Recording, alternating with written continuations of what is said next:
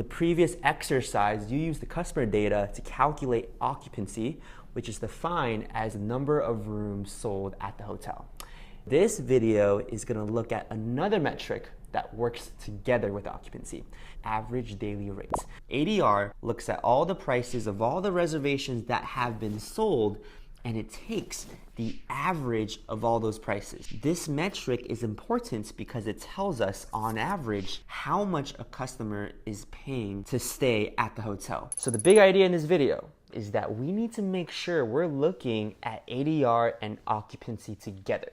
The goal is not to maximize occupancy. The goal is to maximize occupancy and ADR together. Now keep in mind that ADR is not the same thing as price. Price is the number that the hotel sells its rooms at. And if a hotel wanted to, it could sell its price at $10,000. But that $10,000 wouldn't matter for ADR because ADR only looks at the rooms that actually get converted and sold. There's a big difference. So the big idea here is that the hotel wants to effectively convert customers so that ADR is high, but at the same time, also make sure that occupancy is strong. This leads us to something that you are already familiar with: RevPAR. RevPAR, the metric that we have been using to measure performance, is defined as the combination of both occupancy and ADR. And both these variables are what drive how high and how low RevPAR is going to be. In exercise 3, you will be using Excel to organize this customer data to determine the hotel's ADR for the given dates.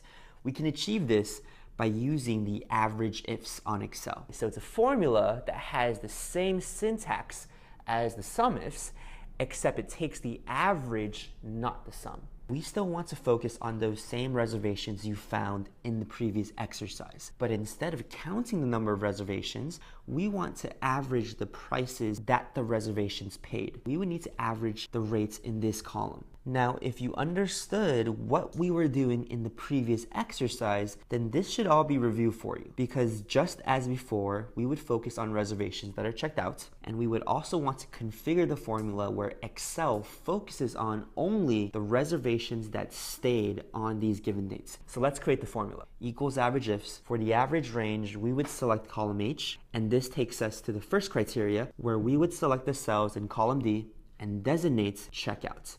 For the second criteria, this is that all the cells in column I would need to be less than or equal to the given dates.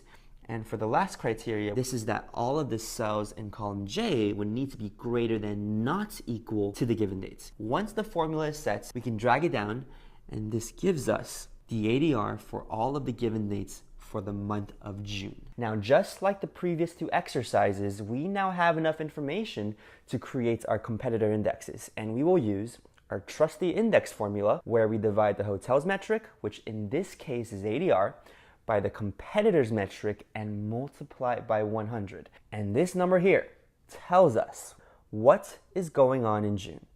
It tells us that even though we are killing it in occupancy, we're still getting beat in RevPAR, and it's because our ADR compared to our competitors is strikingly low. And this goes back to the big idea in this video, where the goal is not to maximize occupancy. The goal is to take into account both occupancy and ADR, because RevPAR is a combination of both these metrics. And it's quite clear that if we want to improve our performance, specifically improve those RevPAR numbers, we are going to need to do something about this low ADR.